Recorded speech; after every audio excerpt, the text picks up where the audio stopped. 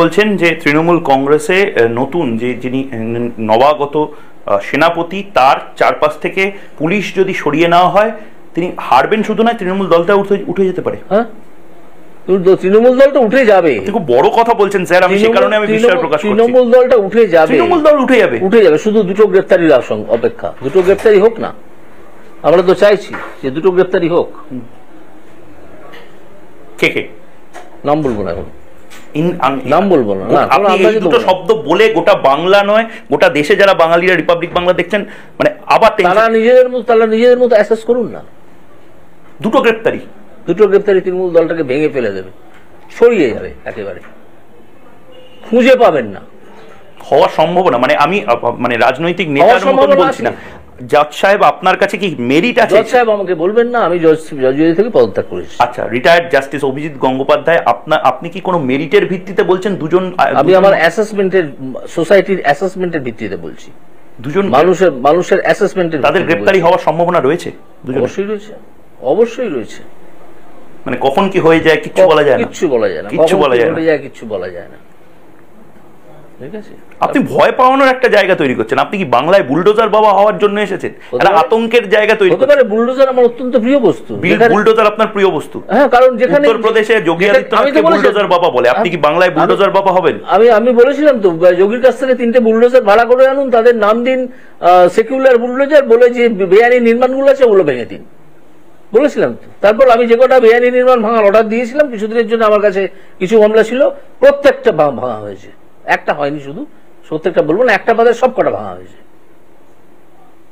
আপনি করছেন কি সিস্টেমের সাথে? তো মানে খেলা খেলছেন। সিস্টেম অত্যন্ত রটন হয়ে গেছে সিস্টেমটা। এই সিস্টেম কি আপনি ভাবছেন বিধান রায়ের আমলের সিস্টেম আছে? এমনকি জ্যোতি বসুর প্রথম 5 বছরের আমলের সিস্টেমও নেই। সিস্টেমটাই তো খারাপ হয়ে গেছে। সিস্টেমটা বদলে যাবে। কে বদলাবে? বিজেপি বদলাবে। আপনি আশার আলো দেখাচ্ছেন যে বিজেপি বদলাতে পারবে? বিজেপি বদলাতে পারবে। শিক্ষিত সংস্কৃতিবান বাঙালিরা বিজেপিতে আসবে। বাঙালির অ্যাকসেপ্ট করতে একটু সময় হয়তো লাগছে, কিন্তু বাঙালি একদিন খুব শীঘ্রই বুঝতে পারবে যে বিজেপি। তৃণমূল তো বলে বিজেপি উত্তরপ্রদেশের পার্টি, বিজেপি তৃণমূল কোথাকার পার্টি ভাই? বাংলার পার্টি। জয় বাংলা বলে তারা, বিশ্ব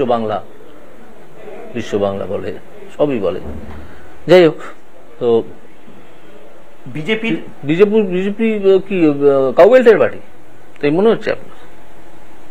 আমি শুধু বলছি, কাল থেকে যখন আপনি রাস্তায় নামবেন তখন আপনাকে বিজেপি নেতা অভিজিৎ গঙ্গোপাধ্যায়, প্রাক্তন বিচারপতি। নেতা কেন? বিজেপি কোন নেতা নন? আপনি জননেতা নন? কোথায় নেতা? আমার পিছনে যদি 10,000 লোক থাকে তবে আমি নেতা। আপনার পেছনে এখন যদি আহ্বান করেন আপনার বাড়ির সামনে 10,000 লোক চলে আসবে? না, আমি মনে করি না। মানে আপনি কি প্র্যাগম্যাটিক হয়ে বলছেন, বাস্তবসম্মত হয়ে? নিশ্চয়ই। অনেক নেতা তো বলেন যে আমার ডাকে 1 লাখ লোক চলে আসবে, আপনি সেটা মনে করেন না? একদম মনে করি না, একেবারে। হঠাৎ কি কাজ আমি করেছি যে আমার লোকের ডাকে? কি বলছেন আপনি? জাস্টিস অভিজিৎ গাঙ্গুলি কোনো কাজ করেন? এতে একটা হোয়াটসঅ্যাপ করে বলে দিলাম, বা একটা সোশ্যাল মিডিয়ায় বলে দিলাম যে আমি আপনার পেছনে আছি, সঙ্গে আছি, অমুক আছি, তমুক আছি, সেটা এক কথা। সত্যিকারে ডাক দিলে ময়দানে আসা, সেটা আর এক কথা। এইসব ভেবে আপনি নেমেছেন? হ্যাঁ, আমি জানি তো মানুষের চরিত্র জানি না। আপনি তো একটা বড় অংশের মানুষকে না নিয়ে নামছেন রাস্তায়। কেন? সিপিএম, বামপন্থীরা আপনাকে ফিদেল কাস্ত্রো, চে গুয়েভারার জায়গায় বোধহয় সিপিএম রেখে দিয়েছিল। সেটা তাদের সমস্যা, আমার সমস্যা নয়। কিন্তু সিপিএম এর সঙ্গে আমার তো তেলে এবং জলে মিলবে না। আমি কোনোদিন তো সিপিএম করিনি, যদিও আমার পরিবারের বহু মানুষ সিপিএম। তারা সবাই দুঃখ পাবে, অনেক বন্ধু বান্ধব তারাও দুঃখ পাবে।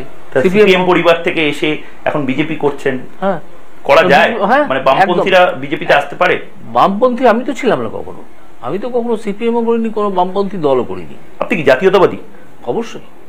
মানে নেশন ফার্স্ট, নো কম্প্রোমাইজ, দেশ সর্বোপরি, কোনো আপোষ নয়, এটা আপনি মনে করেন? ভাবেন নিশ্চয়ই সেরকম ভাবে এক্সাম্পল যদি সেই দেশ, আপনার আইন আদালতের মধ্যে এই ধরনের কিছু আপনার রায়ের মধ্যে বা কিছুতে পাওয়া গেছে? তার মধ্যে তো আমি এগুলো ছড়িয়ে দেবো না। আমি যখন লার্জার পাবলিক লাইফে আসবো তখন আমি আমার ভাবনাগুলো বলবো। এই পলিটিক্যাল ভাবনাগুলো আমার রায়ের মধ্যে কেন আসবে? আসেনি তো কখনো, আনার কথাও না। স্যার, আমার একটা প্রশ্ন আপনাকে, যে প্রশ্নটা খুব সিরিয়াস, যেটা সিএ নিয়ে বারবার আমার কাছে মেসেজ আসছে। সিএ আপনি বলে থেমে গেলেন যে তৃণমূলের, হ্যাঁ, যেটা বলে থেমে গেলাম, ক্ষতিটা কার? কে ক্ষতিগ্রস্ত হবে? ভয়ের বাতাবরণ তৈরি হবে। কিসের ভয়ের বাতাবরণ? তৃণমূল বলছে যে এনআরসি করে সব সংখ্যালঘুদের বের করে দেবে। যারা বেআইনি ভাবে ঢুকে বসে আছে তাদের কাছে ভয়ের বাতাবরণ তৈরি হবে। কারা বেআইনি ভাবে ঢুকে বসে আছে? তাদেরকে কে ঢুকিয়েছে, কে তাদের ভোটার আইডেন্টি কার্ড দিয়েছে? তদন্ত হবে, তদন্ত হলেই বোঝা যাবে কোন নেতা ধরা পড়ে। এই আধার কার্ড নাকি বাতিল করে দিচ্ছে, বহু মানুষের আধার কার্ড থাকবে না। না, আধার একটা সামান্য একটা গুজব সব চটেছিল বা একটা কিছু হয়েছিল, তারপর আবার তো ঠিক হয়ে গেছে। কালকে তো ইলেকশন কমিশন বলেছে যে আধার না হলে অন্য কোনো ওই দিয়েও কাজ হবে, তাই না? সুতরাং আধার নিয়ে এত চেঁচামেচি করার কিছু আমি দেখছি না।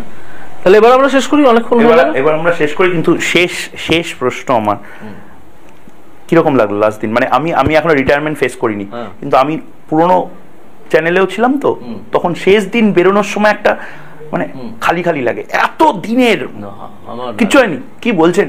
সত্যি? তার মানে আপনার নিশ্চয়ই কোনো বড় অফার আছে। কি অফার? কিছু আছে কি? মানে বিজেপি নেতা, দুবাইতে ফ্ল্যাট, দুবাইতে হোটেল, দুবাইতে কার হোটেল আছে? বুর্জ খালিফাতে, দুবাইতে কার হোটেল আছে? তাহলে জবাব চাই বাংলা। ঠিক আছে, কার হোটেল আছে দুবাইতে? আপনি বলবেন না এগুলো? খোঁজ নিন না, কার হোটেল দুবাইতে আছে, কার থাইল্যান্ডে আছে, এসব খোঁজ নিন। খোঁজ নিলেই পেয়ে যাবেন। আমাকে দিয়ে সব বলতে হবে কেন? যখন সময় আসবে নিশ্চয়ই আমি বলবো। মানে অনেক কিছু, এই পেঁয়াজের খোলস ছাড়ানোর মতো অনেক কিছু এখনো। পেঁয়াজের খোলস ছাড়ানোর বিপদ হচ্ছে, শেষ পর্যন্ত আপনি কিছু পাবেন না, খোলসটাই ছাড়িয়ে যাবেন।